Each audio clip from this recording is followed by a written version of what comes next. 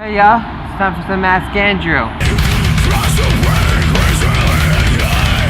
Alright, so this week, thing Ask Andrew, we actually have a real question this time. This question comes from my buddy Scooby, who on Facebook he told me to tackle the question of, are we living in the Matrix? Alright, so this is a little bit of a complicated topic. First off, big shout out for Scooby for that question. I remember he's from high school. I saw Scooby a couple years ago. I was leaving IHOP. I was in my car. This is when I was visiting New York, back from Hong Kong. I saw Scooby. It came out. He was going into the IHOP. I was in my car, and his wife was there, and I think his son was there. And then I was like, "Hey, yo, Scooby!" like that. And then his wife looked at him. He was like, "Oh," she was like, "Fuck, this person needs to talk to you." And then Scooby was like, "Alright, I got it. Give me a second." And then Scooby was like, "Hey man," and I was like, "Hey, what's up?" And then it was like pretty cool. So yeah, that's what happened with Scooby. So Scooby asks, are we living in the Matrix? Alright, this is based off an article saying that there are some Silicon Valley billionaires who believe that we are living in the Matrix. These people are kind of like Elon Musk, some other big tech guys. Bank of America also apparently thinks that there's like a 50% chance or something like that we're living in the Matrix. Elon Musk is like more bold. He's like, there's a 1 in a billion chance we're not living in the Matrix. So let's talk about what they mean by that. Is they're kind of saying that this reality is not the base reality. They're kind of saying that this is our world is a simulation that was made by more intelligent beings in the past.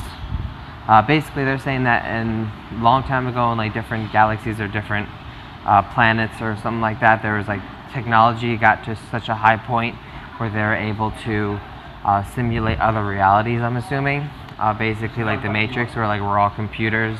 Basically, I think that they're on the wrong conceptual horse. On this one, I think that they probably super the Matrix 10-15 years ago, Elon Musk and all them were just boners all day about the Matrix.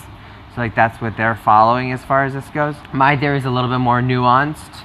Mine is a little bit more about a video game I like to play called Mass Effect.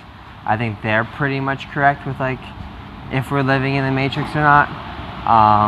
So this episode of Ask Andrew, I'm going to answer, are we living in the Matrix? And we are not. That's not to say that we're completely not controlled by computers and all that, or there's gonna, you know what I mean?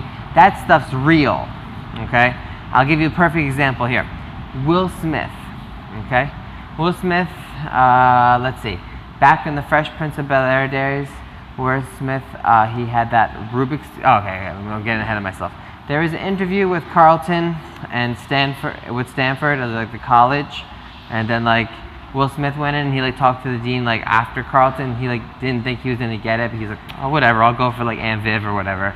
And then he just solved the Rubik's Cube. Carleton didn't do good. But then Will Smith came in, he's just solved the Rubik's Cube super easy. He's like, here you go. And the guy was like, oh my gosh, I've been working on this Rubik's Cube for months. Will Smith's like, whatever, ain't no thing. So Will Smith could solve the Rubik's Cube, right? Flash forward 15 years or something like that. Will Smith's now in the movie The Pursuit of Happiness with his son Jaden. And in that movie, Will Smith also solves the Rubik's Cube. Now, that tells me that if we were living in a simulation, that computer just had a virus. They just messed up. Kind of if you're playing The Sims or something like that, or a video game, and you get kind of stuck behind two other people and you can't really move, and then you have to reload your game because you can't move, you're stuck. That's kind of what happened with Will Smith solving 2 Rubik's Cubes.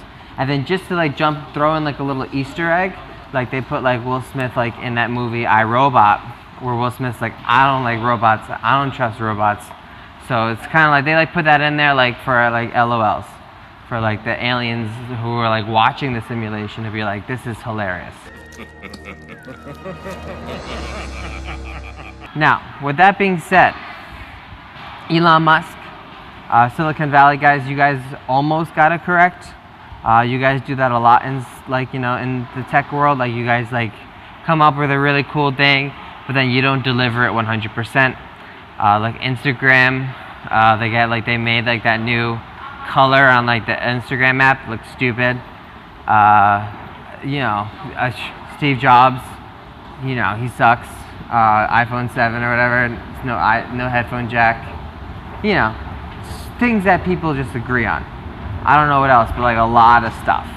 Okay, Silicon Valley's got a reputation for like thinking big, but then just like not making it. So I'm gonna help bring Silicon Valley all the way there with their theory. Their theory is like half baked. I mean, I agree with them, but I just don't agree with like the Matrix. Okay, that, like I said in past podcasts, that movie's bullshit. Super overrated.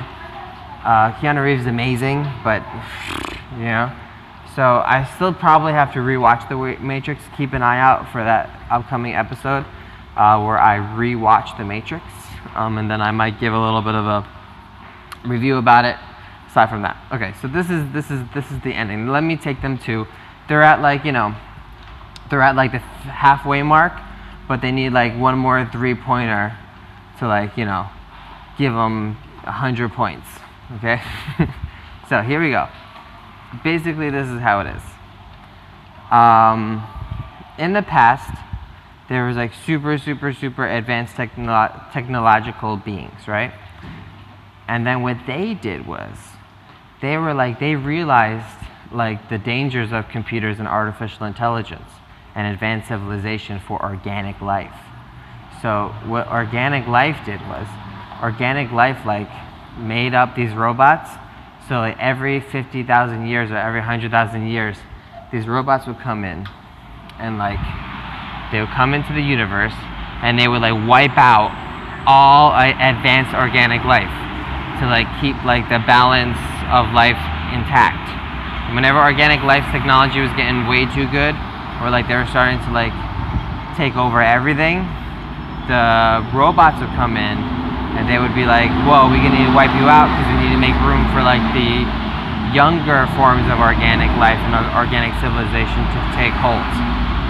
Alright, so are we living in the Matrix? I don't think we're living in a simulation, but I think that if our technology keeps going the way it goes, we should probably be expecting a visit from some robots soon, from outer space.